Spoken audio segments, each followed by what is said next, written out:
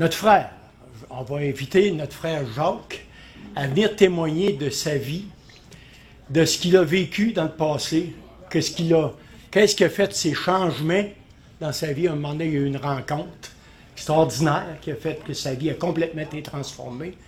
Et maintenant, quand ça l'a conduit où? Ça l'a emmené où, ça? Accueillons ensemble notre frère Jacques.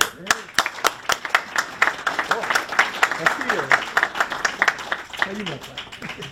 C'est la première fois que je te vois stressé comme ça, Jacques. Ben, c'est toujours stressant quand on fait notre témoignage. J'ai pris un petit papier pour un mot ce matin.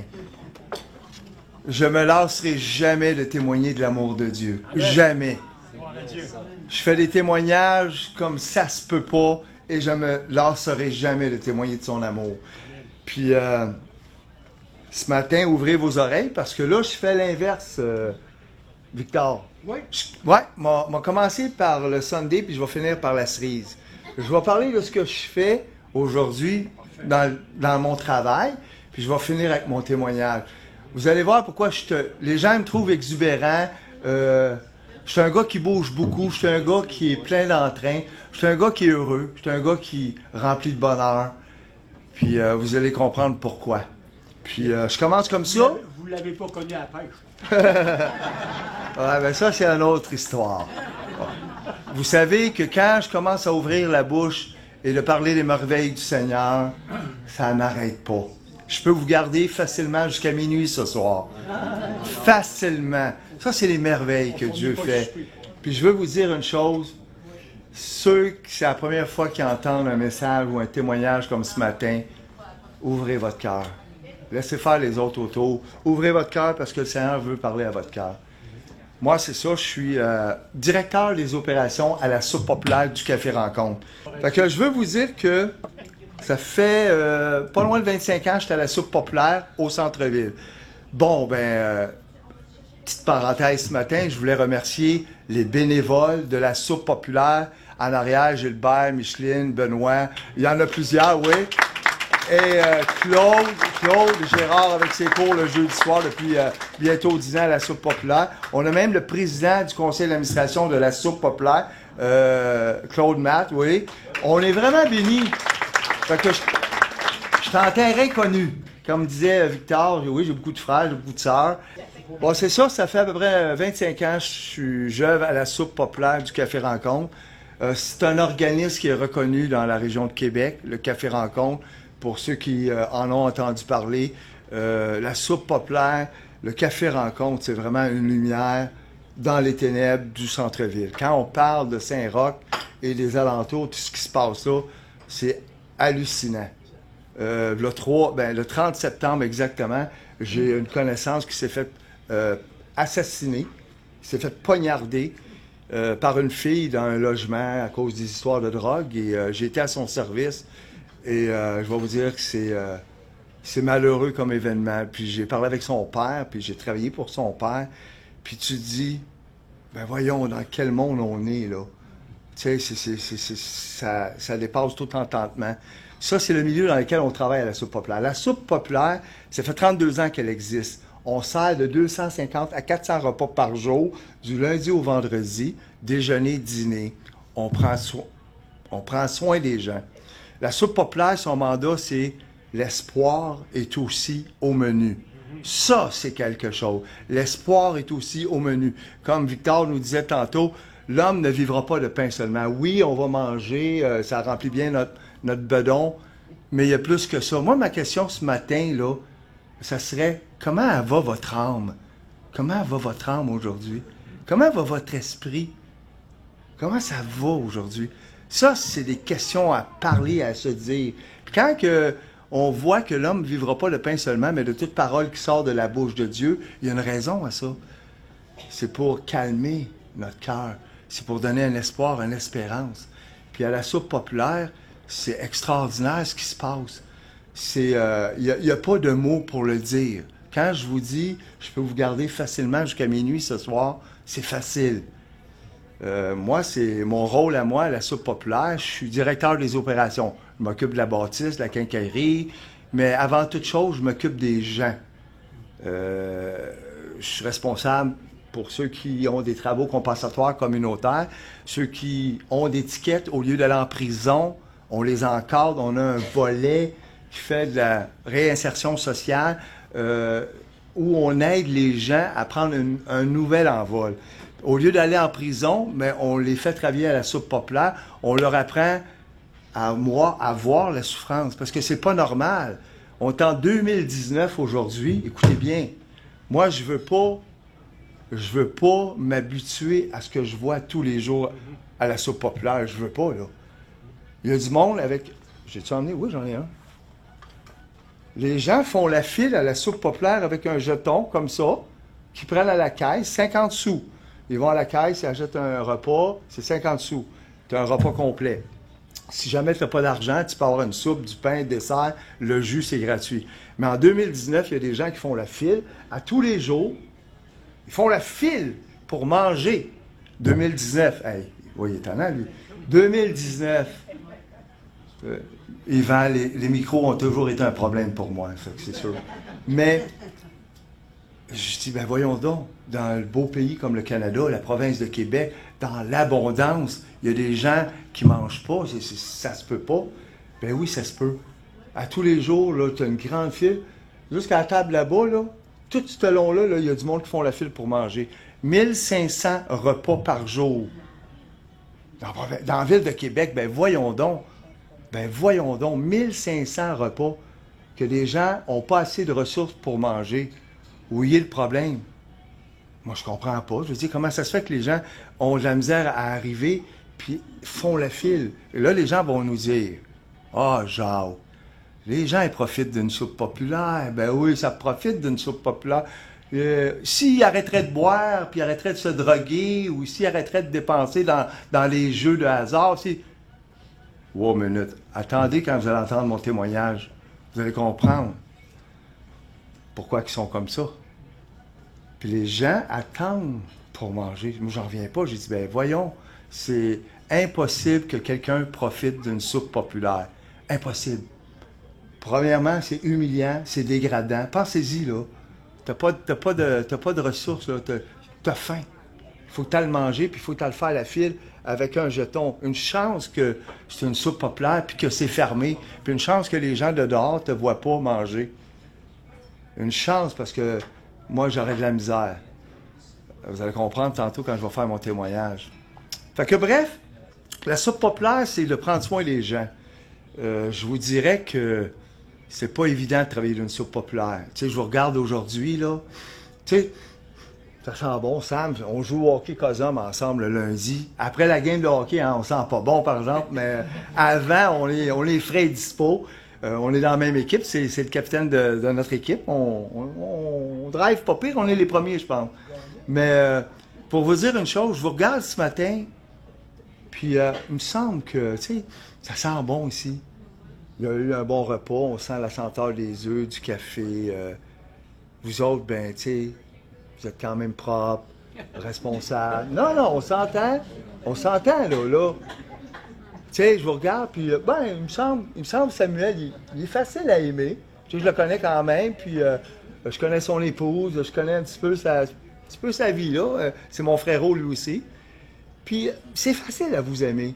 Mais quand je suis à la soupe populaire, puis que tu rentres à la soupe populaire, t'as des gens qui bavent, t'as des gens que ça sent mauvais, ça pue, t'as des gens en colère, t'as des gens rebelles, t'as des gens qui t'haïssent.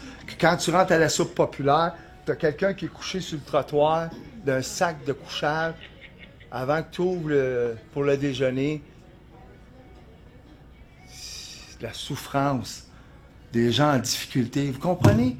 C'est pas la même game, là. On est d'un autre monde. Quand tu vas dans un organisme puis que tu viens voir sur le terrain comme font nos bénévoles qui sont des perles, parce que sans les bénévoles, on ne pourrait pas faire ce qu'on fait. Les bénévoles, c'est ce qu'il y a de plus précieux pour un organisme. Sans les bénévoles, les organismes auraient beaucoup de misère à fonctionner. Puis je vous dis ça comme ça parce que il y a des gens qui souffrent, puis eux autres, ils les voient souffrir. On les voit, c'est toujours les mêmes gens. Il y en a, je vous donne un exemple, la semaine passée, 5 crises, 6 crises en dedans de 10-15 minutes. Un gars qui se lève pour aller donner une volée, un gars de 6 pieds, il était en psychose, il voulait y arracher la tête.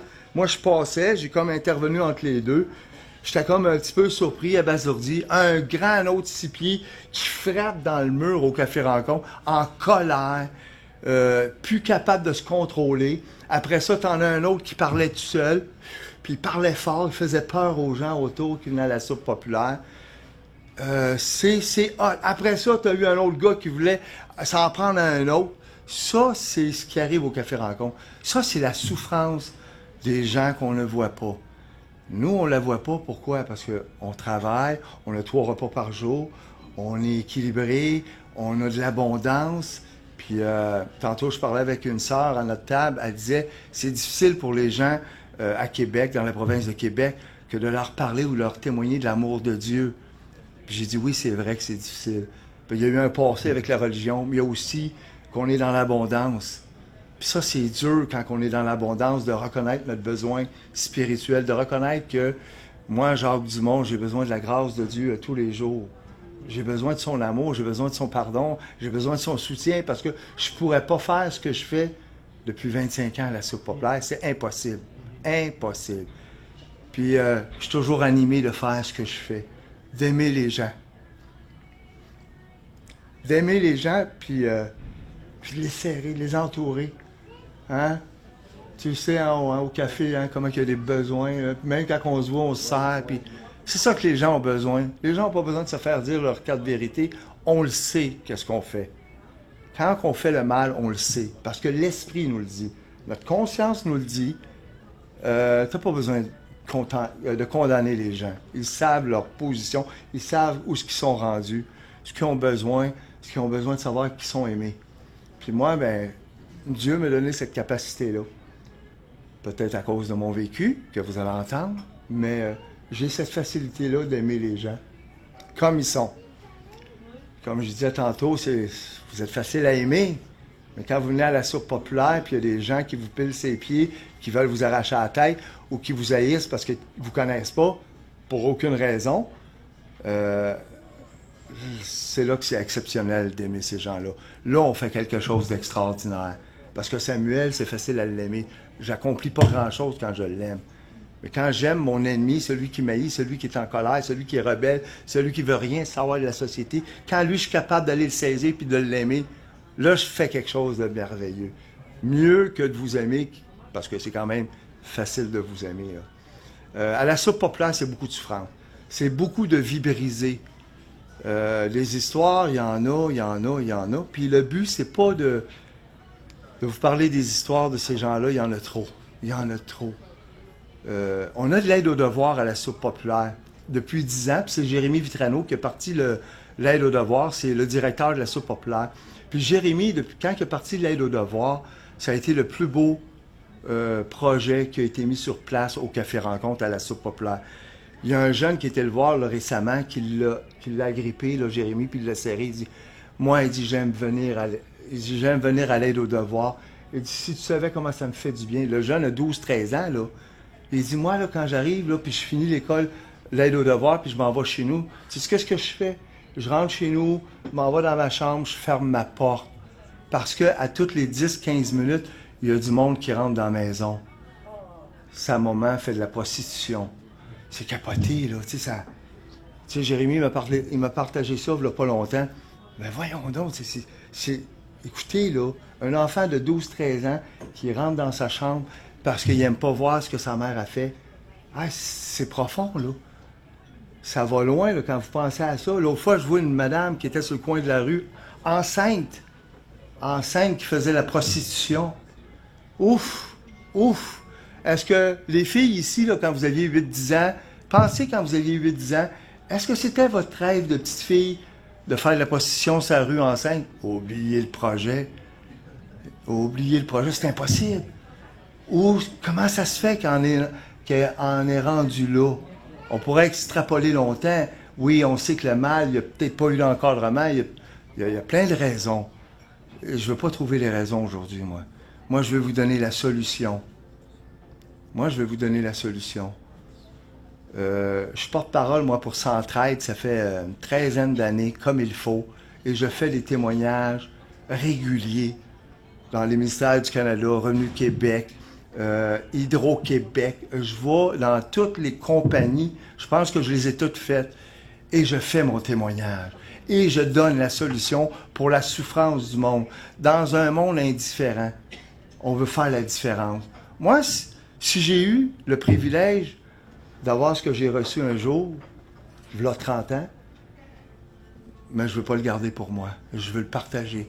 Moi, avant, j'étais un gars qui était égocentrique, égoïste, orgueilleux, voleur, menteur, tricheur. Nommez tout ce que vous voulez. C'était Jacques Dumont. Moi, j'étais un gars de Montréal. Puis moi, je suis parti dans la vie avec 2 prises. J'ai pas eu la chance que d'autres ont eu. Eh oui, je suis parti avec 2 prises. Puis à ma naissance, j'étais déjà en situation d'errance. On me plaçait à la crèche. À 6 mois. À 6 mois, j'ai été placé à la crèche.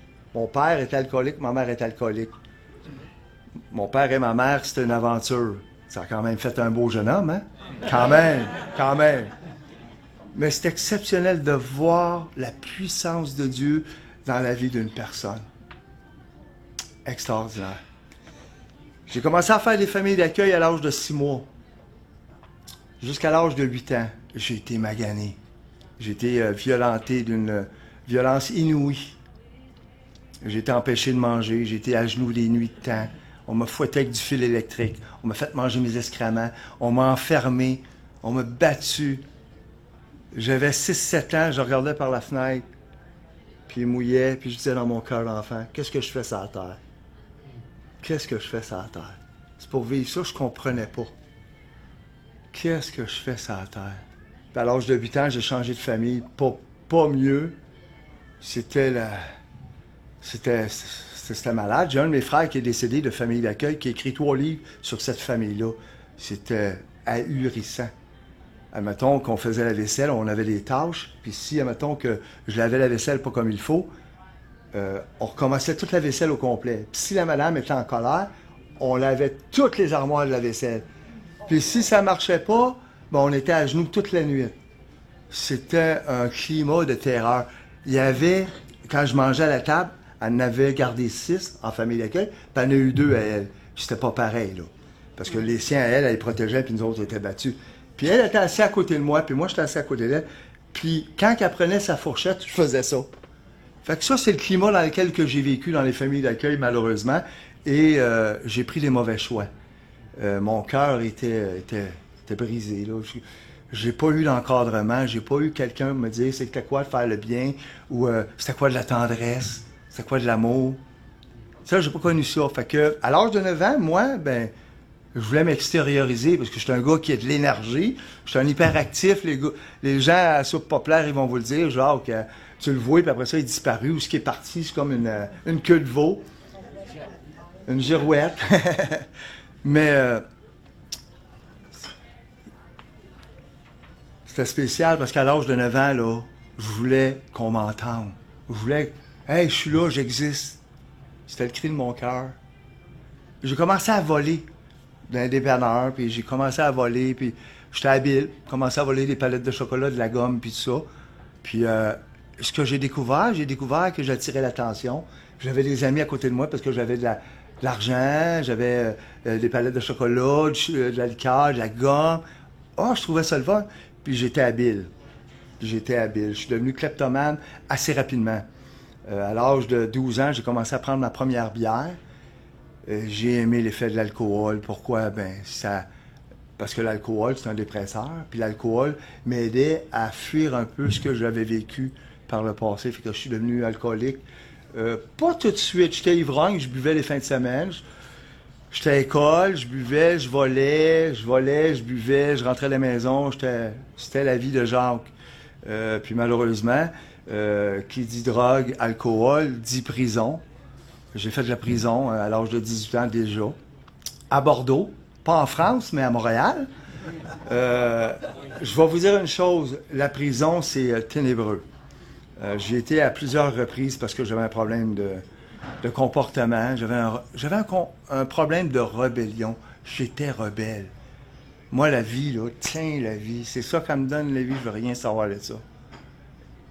Puis, C'est drôle parce que j'ai fait de la prison souvent, puis j'ai continué à voler, puis tout ça. Puis alors, ça nous rattrape l'alcool puis la drogue. Les 3 dernières années, de 25 ans à 28 ans, j'ai bu à tous les jours, 15 à 24, du vin, je me piquais, la cocaïne, j'ai pris toutes les drogues, toutes les pilules inimaginables.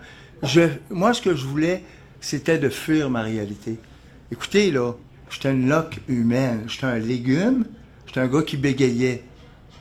Est-ce que j'ai de l'air de ça aujourd'hui? Qu'est-ce qui s'est passé? Quand on parle de l'amour de Dieu, quand on parle de sa puissance, c'est incroyable ce qu'il fait. C'est incroyable. Les gens ne me croient pas. Moi, je fais des témoignages, des conférences partout. Puis il y a des gens qui viennent me voir. Je ne crois pas ce que tu as dit, genre. Je te crois pas. Ben, je te le dis, moi, j'ai un dossier. Mais là, c'est sûr que j'ai plus de dossier parce que j'ai eu le pardon de la GRC. C'est sûr qu'aujourd'hui, je suis une nouvelle personne, mais le déclenchement de ma vie s'est fait en prison à l'âge de 28 ans. Il y a une personne qui a osé me dire « Jacques, t'es en détresse, ça va pas bien. » Je le savais que ça allait pas bien. Là, j'arrêtais de boire une journée, je pleurais comme un veau, je pleurais. J'étais pas capable. On a parlé de l'esclavage. J'étais esclave de l'alcool, de la drogue. J'étais esclave du vol, du mensonge. J'étais esclave de tous ces vices-là. Mais peut-on me le reprocher? Ben, oui et non. On va dire, ouais, Jacques, tu l'as pas eu facile. Mais je savais ce que je faisais, c'était pas correct pareil. Ma conscience me le disait pareil.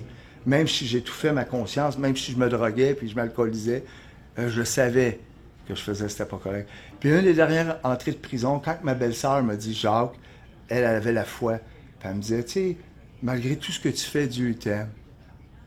Ça rentrait pas. Ça rentrait pas. Ben voyons donc, Dieu m'aime. Ben Dieu est amour, hein. Dieu est amour. Peu importe notre situation, Dieu est amour. Dieu, il nous aime. Dieu, il nous aime. Peu importe ce qu'on fait, il n'aime pas ce qu'on fait, mais il nous aime. Quand je parle de « il nous aime », moi, ça ne rentrait pas dans la tête. C'est un bon papa, un père céleste. Ben voyons donc, j'ai pas eu de père, moi. J'ai été abandonné, puis ça ne rentrait pas. Puis à un moment donné, dans le fond de ma cellule, dans le fond de ma prison, j'avais cette voix-là. Là, j'ai failli faire une crise. J'ai failli de perdre ma raison. J'étais en train de virer fou. Je consommais beaucoup. J'étais en train de virer fou. Puis ça m'a fait peur. Ça m'a fait peur. J'étais paranoïaque, claustrophobe. Puis c'est pas la meilleure... Pas trop proche. C'est pas la meilleure chose de vivre quand tu es en prison, la claustrophobie puis la paranoïa. Je vous le dis tout de suite. Parce que les cellules sont petites, ça. Puis j'ai crié tellement fort. Là, il y a un gardien qui est venu me voir, il dit « Qu'est-ce qui se passe? » Là, il a ouvert ma cellule, puis là, j'ai sorti dans la wing, puis j'ai respiré. Il fallait que je respire. J'étais en train de mourir. Là, le gardien me regarde, il dit « Ben là, vous êtes en prison, il faut retourner dans votre cellule. » Je retournais dans ma cellule avec le désarroi, la mort dans l'âme. Je paniquais. Puis là, je me suis souvenu ce que ma belle-sœur m'avait dit. « Jacques, demande à Dieu pour voir si lui, s'il t'aidera pas, il ouvrira pas les écluses des cieux pour toi. » Moi, je comprenais pas le jargon pantoute de l'amour de Dieu. Puis cette parole-là m'est revenue dans mon cœur. Puis j'ai dit, OK, Seigneur, ce que j'ai fait, j'ai lâché prise. Puis j'ai dit, ben Seigneur, j'ai lâché prise, puis j'ai plié les genoux. Puis j'ai dit, Seigneur, si tu existes, puis tu me sors de prison, je suis prêt à changer ma vie. Je suis prêt à l'émoustiller. Je suis prêt j'étais prêt à n'importe quoi. J'étais en train de mourir.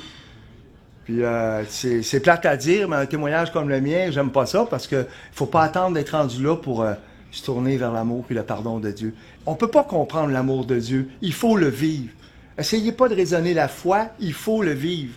Moi, j'étais en prison quand j'ai prié, puis il y a un passage qui dit « J'ai cherché l'Éternel et il m'a répondu. Il m'a délivré de toutes les frayeurs et quand on tourne vers lui nos regards, on est rayonnant de joie. » Elle vient de là, ma joie.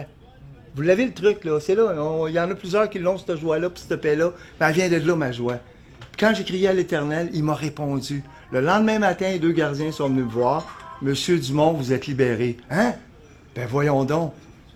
La nuit, le même jour, dans la nuit à 3 heures, quand j'ai plié les genoux, que j'ai dit au Seigneur, viens m'aider, viens faire quelque chose dans ma vie. Le lendemain matin, j'étais libéré. J'ai pogné une sentence de 3 mois. Ça faisait 4 jours seulement que j'étais là. Qu'est-ce que vous pensez qui s'est passé dans mon esprit? Wow! Délivrance. Mais moi, j'étais esclave. Comprenez, là, j'étais esclave. Je ne comprenais pas comment faire pour me débarrasser de ce qui me tenait captif. Quand on est esclave, ça nous tient captifs. Puis, j'ai fait une thérapie, moi. Quand je suis sorti de prison, j'étais à Défi Jeunesse. Beaucoup de gens connaissent le centre Défi Jeunesse. C'est un centre basé sur les valeurs chrétiennes. Et j'ai appris à m'approcher de Dieu, à lui faire confiance. J'ai appris à m'abandonner. J'ai appris à l'aimer. Puis en plus, il m'a pardonné. Hey, c'est extraordinaire. Il m'a pardonné. Moi, c'est ce qui me touche le plus. Il m'a pardonné. C'est quelque chose. Puis là, les gens me disent, Jacques, parce que je passais à Claire-Lamarche, j'ai retrouvé mon père biologique, quelques frères, toute ma famille, finalement. Puis Dieu fait bien les choses. Puis mes 2 sœurs biologiques à Montréal m'ont dit, comment tu fais pour vouloir retrouver ton père puis qui t'a abandonné? J'ai dit, c'est juste le pardon de Dieu qui fait ça. C'est juste le pardon de Dieu. Moi, j'ai rien eu d'extraordinaire à faire. J'ai juste eu à lui demander, par exemple. J'ai eu à lui demander, Seigneur, aide-moi à leur pardonner. Tous ceux qui m'ont fait du tort, je les verrais là aujourd'hui, là, puis je les serrais dans mes bras, puis je les aimerais. C'est fort la puissance de Dieu. C'est fort l'amour de Dieu. C'est ça l'amour de Dieu. C'est ça l'amour de Dieu. Dieu a changé mon cœur de pierre en cœur de chair. Il a fait de moi une nouvelle créature. Paul va dire dans Corinthiens 5, 17, si quelqu'un est en Jésus-Christ, les choses, il est une nouvelle créature, les choses anciennes sont passées. Moi, mon passé, c'est passé. Maintenant, toute chose est devenue nouvelle. Ça fait 30 ans que je suis chrétien maintenant. Ça fait 30 ans que je connais l'amour de Dieu. Puis c'est sûr que quelqu'un qui va me dire, voyons donc, Dieu, ton Dieu là, qui est bien loin, tu dis, non, il n'est pas loin. Dieu, il t'aime, il attend que tu ouvres son cœur. C'est juste ça qu'il attend. Quand je vous dis, encore une coupe? C'est encore 5 minutes, 5-10 minutes. Ouais, t'es fin. Quand je vous dis, c'est ça qui m'anime, c'est ça qui m'excite quand je travaille à la Soupe populaire, c'est parce que Dieu a tellement fait dans ma vie. Tu sais, je suis un homme qui est marié, ça fait 26 ans. Personne n'aurait cru ça dans ma dernière famille, un voleur comme moi, puis un menteur, puis un alcoolique, puis un drogué. Oubliez le projet. Jacques, il se mariera jamais. Je suis un homme d'impact aujourd'hui. Je suis un homme d'impact. Je suis au centre-ville, les gens connaissent Jacques pour sa folie, puis ça me dérange pas. Il y en a qui disent, hey, regarde, celui qui aime Jésus, ou il m'appelle des fois Dieu ou Jésus, peut-être qu'il par moquerie. Ça me dérange pas. J'aime être identifié à Dieu. Parce que c'est lui qui rend ma joie, c'est lui qui rend ma paix, c'est lui qui m'a libéré. Parce que ça dit que celui que le Seigneur libère, il est vraiment libre. Amen. Moi, je suis libre aujourd'hui. Je suis libre. Je suis plus esclave de la drogue, de l'alcool. Je suis plus un bandit. Je suis plus un criminel. Je suis un enfant de Dieu. Ça dit que son esprit témoigne à mon esprit que je suis un enfant de Dieu. Fait que tout le monde a accès à ce privilège à la mesure qu'ils vont reconnaître leurs besoins, à la mesure qu'ils vont se repentir. Il faut se repentir. Il faut dire que j'ai eu à dire, Jacques Dumont, moi, Jacques Seigneur, je suis un pécheur, je suis un gars qui fait le mal, je suis pas capable de m'en départir, je suis un alcoolique, je suis un drogué. Mais Dieu m'a libéré de tout ça. Savez-vous comment que Dieu m'a libéré de l'alcoolisme? Je vais vous le dire. Par sa parole. Amen. Par sa parole. Il dit à une place, venez à moi, vous tous qui avez soif. Il dit, je vais vous donner une eau qui ne vous donnera plus jamais soif. Moi, je l'ai pris intégralement, parce que moi, je buvais tous les jours. J'ai pris de cette eau-là, qui est l'eau de la vie, qui est la parole de Dieu, et du jour au lendemain, j'ai été délivré de mon alcoolisme. Du jour au lendemain. Ça, c'est la puissance de Dieu. Ça, c'est la puissance de l'Évangile. Moi, je suis juste un témoin. Mais comment qu'il y en a de témoins ici, puis il y en a des nouveaux qui n'ont pas encore expérimenté ce merveilleux plan d'amour, ce merveilleux... Tu sais, avoir une identité, savoir pourquoi qu'on vit. Moi, j'ai une identité, Jacques Dumont. Oui, des fois, il est exubérant. Oui, il est tannant. Des fois, oui, je bouge beaucoup. Oui, je tanne du monde par mon exubération. C'est Jacques, qu'est-ce que je voulais que je vous dise? C'est Jacques. Ceux qui connaissent Jacques, ils le connaissent comme ça. Vous me voyez comme je suis. J'ai plus de masque. J'ai plus besoin de drogue, d'alcool pour m'exprimer. Je suis heureux. Je suis béni. C'est pas parfait. J'ai des épreuves, j'ai des tracas, j'ai tout ça. Sauf que j'ai quelqu'un à qui me tourner à tous les jours pour lui demander sa faveur, lui demander son aide. Ça, c'est extraordinaire. Ça n'a pas de prix. Tantôt, Guy priait pour la paix. Tu sais, quand que Dieu donne une paix, mais Dieu donne une paix pas comme le monde donne. C'est une paix qui surpasse toute intelligence. Puis cette paix-là, tout le monde la cherche dans le monde. On regarde ce qui gravite autour de nous, mais on ne cherche pas à la bonne place. On cherche dans le plaisir, l'abondance, le matériel, tout ça. Mais on ne cherche pas à la bonne place. Prendre soin des gens, aimer son prochain comme soi-même. C'est ça la vraie vie. C'est ça la vraie vie. Puis moi, ce matin, avant de terminer, j'aimerais juste qu'on ait l'occasion peut-être là, de prier ensemble. Juste de prier ensemble, puis vous donner accès au Père. Vous donner accès au Père juste par une prière. Ça dit dans Éphésiens 2, c'est par la grâce. La grâce. La grâce. C'est par la grâce qu'on est sauvé. C'est par le moyen de la foi. Ça ne vient pas de nous. C'est par le moyen de la foi. Il faut croire. Ce matin, s'il n'y a pas quelqu'un qui n'a pas fait encore ce pas-là, il faut croire que Dieu existe. Il faut avoir la foi. Hein? Ça ne vient pas de nous. C'est un don de Dieu. Afin qu'on ne se glorifie pas de ce qu'on va faire. Tu sais, je vais faire des œuvres. Moi, je vais aimer les gens. Je vais donner de l'argent. Je vais faire plein d'affaires pour avoir le ciel. Non, c'est pas ça que le Dieu d'amour, de miséricorde, le Dieu que je lis dans la Bible, c'est pas celui-là pantoute. C'est un Dieu de grâce. On ne mérite pas. On est tous pécheurs, on est tous privés de sa gloire, on est tous pareils, on est tous pécheurs. Puis il dit, afin que personne ne se glorifie. C'est par la grâce qu'on est sauvé.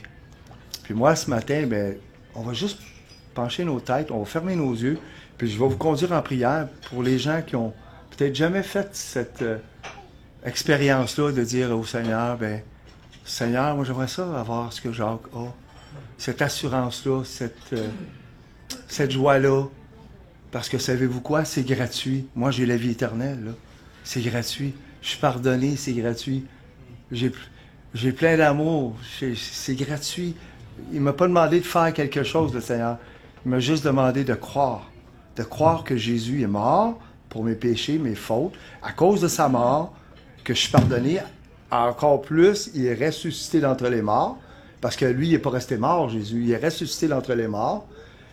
Et ce qui fait la différence avec Bouddha, Krishna, Allah, Mohamed, nommez-les toutes, eux autres sont tous morts. Jésus-Christ est le seul qui a ressuscité d'entre les morts et qui a vaincu la mort. Et c'est ce qui fait que je suis en vie aujourd'hui. Et c'est ce qui fait qu'il y en a plusieurs d'entre vous qui sont en vie. On va juste penser nos têtes et on va juste prier ensemble. Amen? Alors, bon papa, je t'approche. Alors, bon Papa Céleste, on veut juste te remercier, Seigneur, pour la journée que tu as créée pour chacun d'entre nous, Seigneur. Juste cette nouvelle journée, Seigneur, fait de cette journée une journée extraordinaire, Seigneur. Il faudrait en être conscient, Papa. On veut te remercier pour cette belle journée que tu as créée pour chacun d'entre nous, Seigneur. Merci pour le bon déjeuner qu'on a eu, Seigneur. Merci pour le service. Merci, Seigneur, pour la chaleur, l'abondance qu'on a ici, dans notre pays, Papa. Oh Seigneur, ce matin, j'aimerais prier avec mes frères et mes sœurs, avec ceux qui ne te connaissent pas, Seigneur. Oh Seigneur, ceux qui ne te connaissent pas et qui n'ont jamais expérimenté ton amour. Seigneur, j'aimerais juste prier pour eux, Seigneur, ensemble, Seigneur, qu'on puisse aller devant ton trône de grâce, Seigneur, puis demander ta faveur pour notre vie, Seigneur, pour notre destinée, pour notre identité, Seigneur, pour notre personnalité, pour qui on est, Papa. On a tellement de valeur à tes yeux, Seigneur. On a tellement de valeur. On vaut tellement, Seigneur. Il ne faudrait pas gâcher ce moment, Seigneur. Alors, pour ceux qui n'ont jamais expérimenté, juste priez avec moi. On va juste prier dans vos cœurs. Ceux qui n'ont jamais expérimenté l'amour, la grâce de Dieu, le pardon qu'il veut donner. Pas parce que tu es un homme important ou une femme importante, ou que de l'argent, ou que tu es dans la rue. Non, juste à cause de sa grâce, juste à cause de son amour qui veut te donner ce cadeau-là ce matin. On va prier ensemble. Alors, bon Papa Céleste, je te remercie pour cette matinée. Ce matin, Seigneur, je veux reconnaître que tu existes. Je veux reconnaître, Seigneur, que tu as envoyé Jésus-Christ sur la terre pour mourir pour mes fautes. Seigneur, je veux confesser de ma bouche que tu existes. C'est ce qui fait que j'ai la vie éternelle ce matin. Ce matin, si tu confesses que Jésus est Seigneur, ben tu as la vie éternelle. Et c'est gratuit. Tu n'as pas besoin de rien faire. Alors, Seigneur, fais le miracle dans les cœurs ce matin de ceux qui ne te connaissent pas personnellement, qui allent au pied de ta croix, Seigneur, qui allent demander ta faveur, qui soupirent après toi, comme une biche, Seigneur, qui soupire après des courants d'eau. Quand on a soif, on veut boire, mais on veut boire à tes eaux vives ce matin, Seigneur. Alors, fais le miracle ce matin dans les cœurs de ceux qui ne te connaissent pas, Seigneur. Oh, viens établir ton royaume, ta maison dans leur cœur, Seigneur. Oui, viens leur donner une espérance, un espoir, Seigneur, qu'ils vont avoir une vie meilleure, c'est certain. Pas côté matériel, mais côté de cœur, côté de l'âme, Seigneur, côté de la destinée éternelle. Alors, Seigneur, bénis les gens qui ont osé dans leur cœur te le demander, Seigneur. Révèle-toi à eux, qui naissent d'en haut ce matin, ces gens-là. Puis c'est dans le beau nom de Jésus que je t'ai prié ces choses. Merci pour tout. Amen. Amen. Hey, soyez bénis. Soyez bénis. Merci beaucoup votre attention.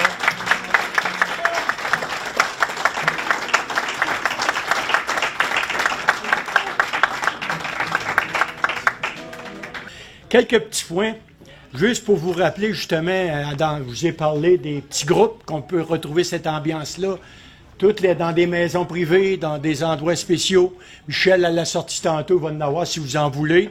N'oubliez pas aussi, c'est-à-dire celui-là. Je me suis trompé de pamphlet, là, c'est celui-là. Mais celui-là, vous avez reçu ce cadeau-là. Tantôt, je vous ai parlé de l'accroche-cœur. Ben, de l'eau, que la soif que Jacques n'a plus, vous a témoigné, là, ben, il en parle là-dedans. De passer d'une soif d'esclavage à une soif que vous aurez plus jamais soif. Ça va être la soif du Seigneur. Prenez le temps de lire, ça vaut la peine. Des points que Jacques, justement, si vous désirez vivre ce qu'il vit maintenant, de déborder d'amour comme mon frère. Moi, je le connais, là, puis c'est vrai qu'il est pétain d'énergie, ce gars-là. Là. Puis il était pas le même avant, je te garantis. Fait que vous pouvez vivre cette chose-là, il vous a donné le secret. Prenez le temps d'examiner ça, repassez ça dans votre cœur. Et puis, merci à tout le monde, merci d'être présent, merci d'être toujours là, de faire en sorte que ces témoignages-là apportent des vies nouvelles à du monde. Soyez bénis, puis on se dit, la prochaine, c'est au mois de mars. Passez un joyeux temps des fêtes, puis n'oubliez pas de poser votre heure d'hiver, c'est le 1er décembre. Hein. Gloire à Dieu, soyez bénis.